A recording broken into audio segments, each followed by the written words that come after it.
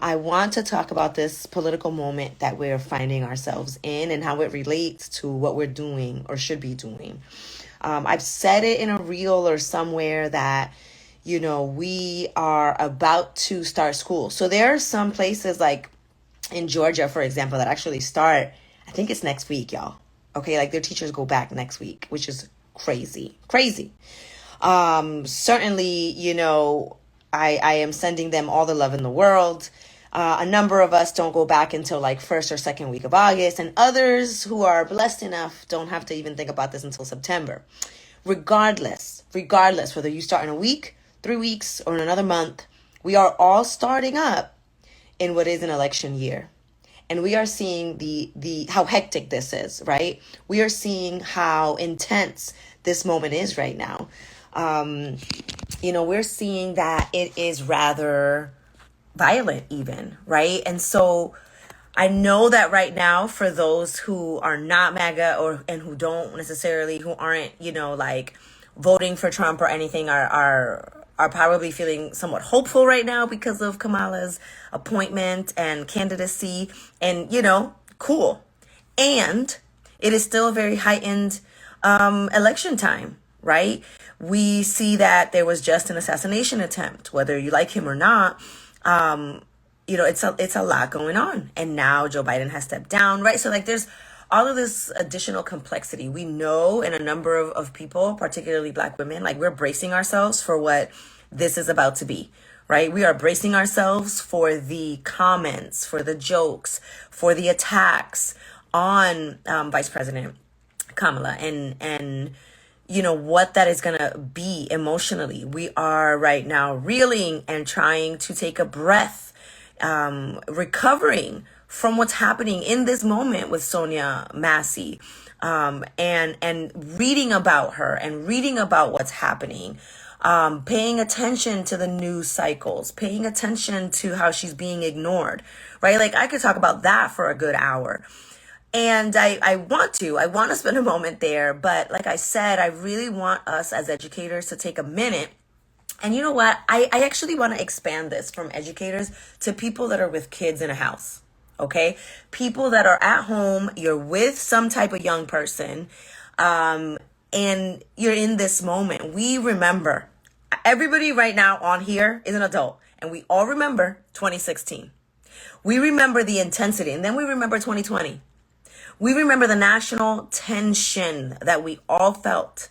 That 2016 cycle, that awakened so much. It got so ugly to the point that we have yet to recover, right? Like that 2015 and 2016 election cycle did something nationally where people have decided that they can come out and be as racist as they want to be. They can say the things that before they wouldn't have said, right? The things that used to be, quote unquote, you can't discuss at the dinner table. They're saying it everywhere. Been saying it since 2015, 2016.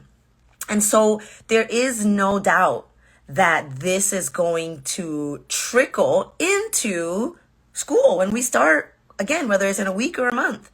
Right? Like we are walking into a classroom where all of these emotions, all of these feelings, all of this reality is walking in with these kids and us. We are feeling it, right? It is heavy on our shoulders and therefore it is heavy on their shoulders. And so the tensions that are going to come into our classrooms, the tightness of the chest, if you will, that are going to be coming into our classrooms, right? The stress on the bodies that are going to be coming into our classrooms, it is real.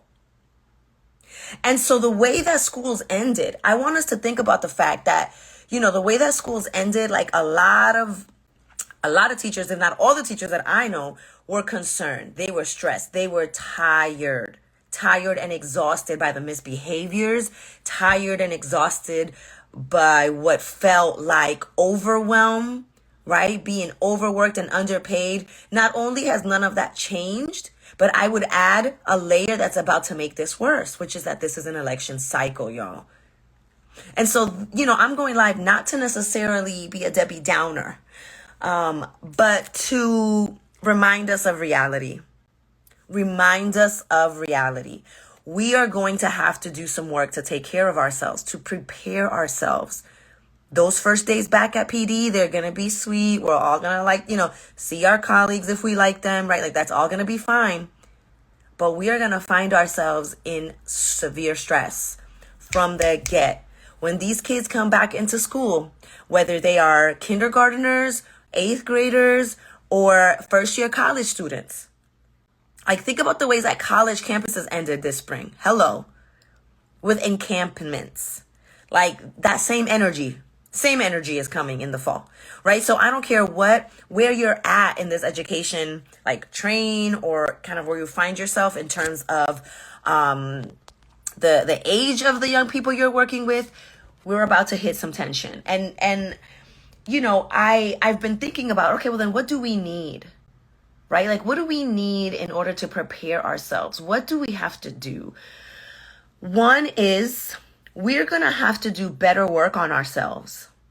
I can't stress that part enough. Like we're going to have to spend the rest of July, spend a good portion of August doing a self-inventory. What are my triggers?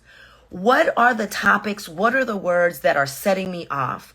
What is causing me stress? What is it that a kid can say that is going to require that I step out and go to the bathroom and take 3 deep breaths?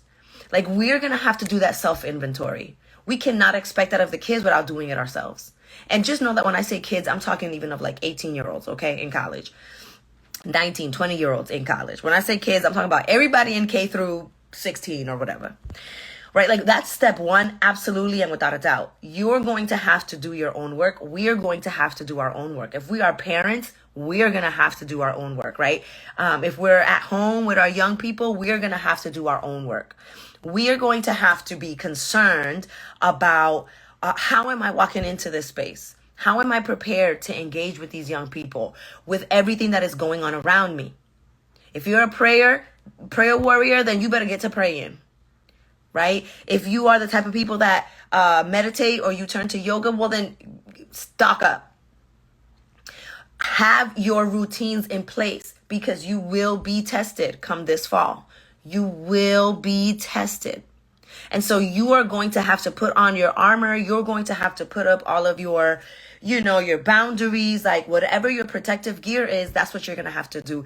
The second thing that we're going to have to do, right? So that's first, the self. The second thing is we need community. We're going to have to be extra intentional. You're going to have your accountability people, your therapist, your counselor, the person at work, like be explicit about it and say, hey, buddy at work, best friend at work, work wife, we're going to have to set some time apart either daily or weekly. Have a routine. Maybe it's every Friday. We just check in with thumbs up, like whatever. Go get a drink after.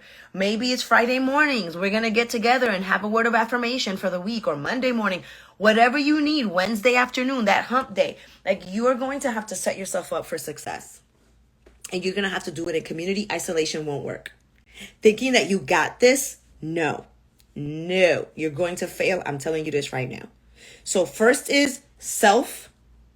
And notice that I'm not saying that like self-care, just think about no, I really want you to be thorough and intentional and meaningful about what it is that you're going to do for yourself. Okay.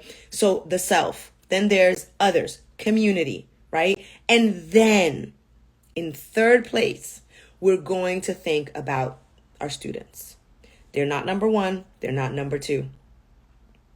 They are not number one. They are not number two. They are number three. After we think about ourselves in terms of like doing our own work, our therapy work, our growth work, our social and emotional learning for ourselves, right? After we do that, then we're going to turn to our colleagues. Oh, I forget that my phone be doing that. Y'all ignore them balloons, okay? After we do ourselves, then we're going to think about our colleagues and we're going to build community. And if you don't have community in your building, if you are in fact alone, there is community online. Come here, go on other pages on Instagram. There are so many educators who have pages. Join my classroom. Y'all, Multicultural Classroom has a digital space for this so that you do not feel alone. Join my classroom for free. Ask us and we'll let you know. We'll send you a link.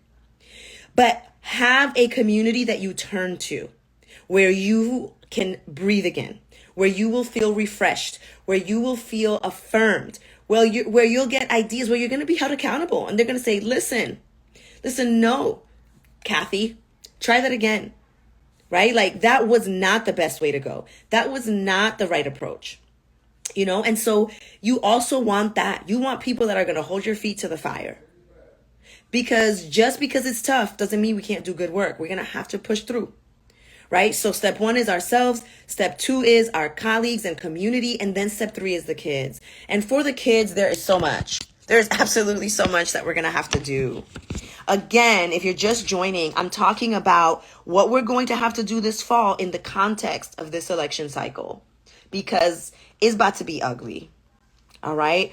There is no way that this is going to be a clean cut, fair election cycle, particularly with Trump being one of the candidates. But then also now he's going against a woman, a black woman, who is a daughter of immigrants. Like, right? She's got all the things that are going to make her a target for his audience. And so I know that in my emotional preparation and mental preparation for what this is going to be on social media, I've been thinking, like, as an educator, what is it that I need to be doing? And that's how I got here, all right, to this live with all of you. And so the first one is we're taking care of ourselves. We're doing our own psychological work, you know. And then the second thing we're doing is we're creating community. We're building and joining pre-existing communities and or building our own. And I was inviting folks to consider my classroom, to consider what we have going on. Yes, Tamara, yes. She's saying that her heart goes out to middle and high school literacy and history educators for real. Honestly, these social studies teachers, it's like, what? They are going to have to engage in these really difficult conversations because that is literally their content. So yes, we're going to light a candle for them for sure. Particularly those of us teaching in southern states where where there are muzzles on us, right? They are trying to silence us. There are laws in place for us to not be able to process this with kids. So back to the kids, right? So the third sphere maybe of what it is that we have to do is the kids. And I want us to think about what is in our toolbox. We know our content. We know what lessons we'll teach. We know what strategies we've got. We know what manipulatives we're going to pull out. Okay, so that's not what I'm talking about. I am saying, what is in your toolbox to facilitate challenging conversations? What is in your toolbox to identify maybe racist lessons that you do not want to teach?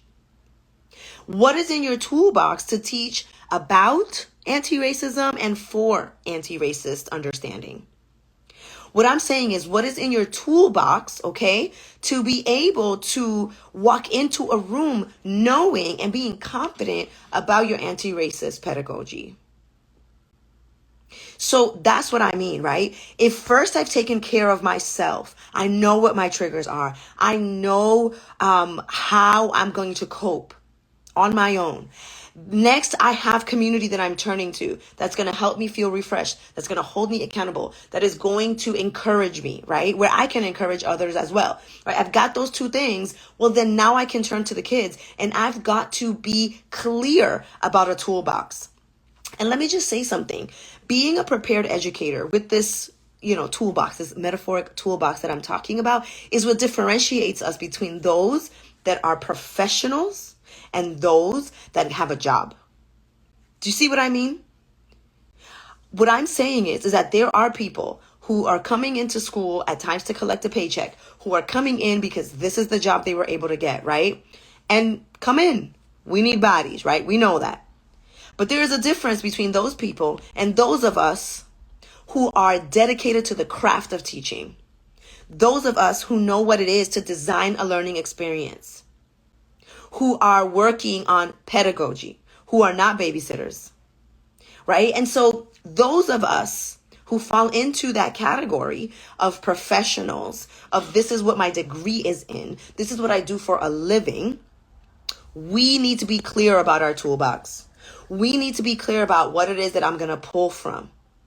And certainly Multicultural Classroom can help you with that toolbox, right? Like we've got the anti-racist teacher course. We've got the anti-racist teacher. Oh, here it is. We've got the anti-racist teacher booklet. We've got texture teaching, right? Like we have so much.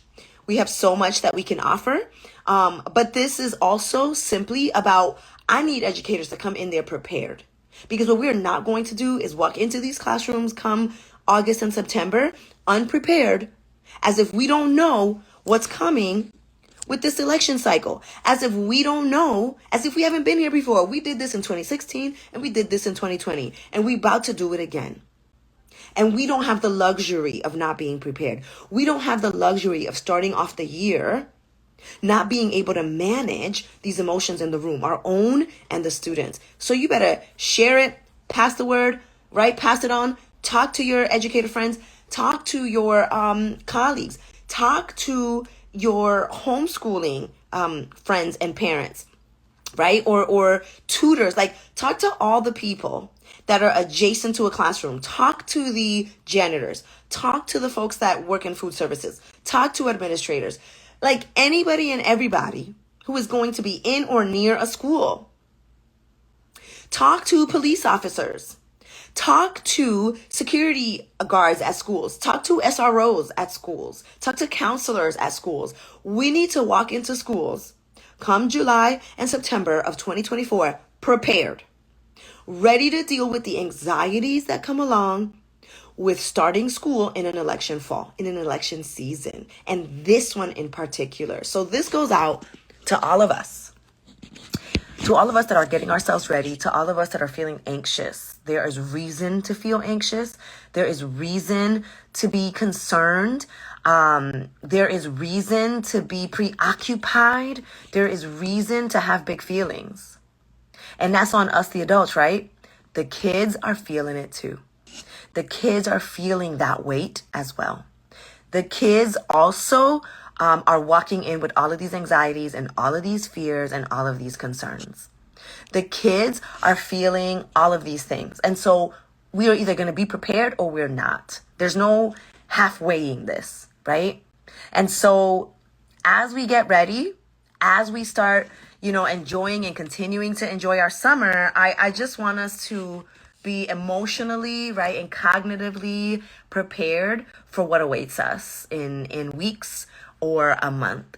I don't want us to walk in there feeling like, this hit me like a truck. I wasn't ready. I wasn't prepared. I wasn't expecting this. No, expect it. Expect it.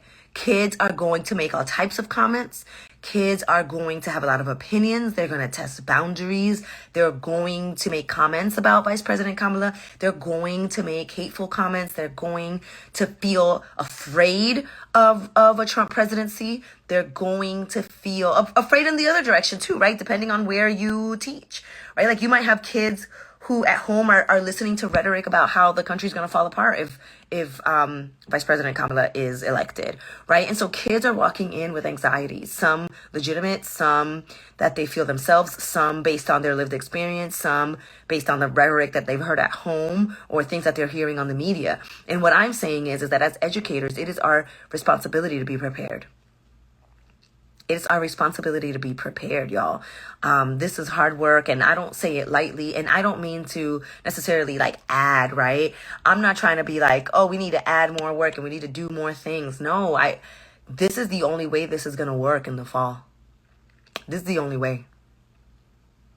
You are not going to start the fall and make it to December if you're not prepared. It's just not going to work. It's just not going to work.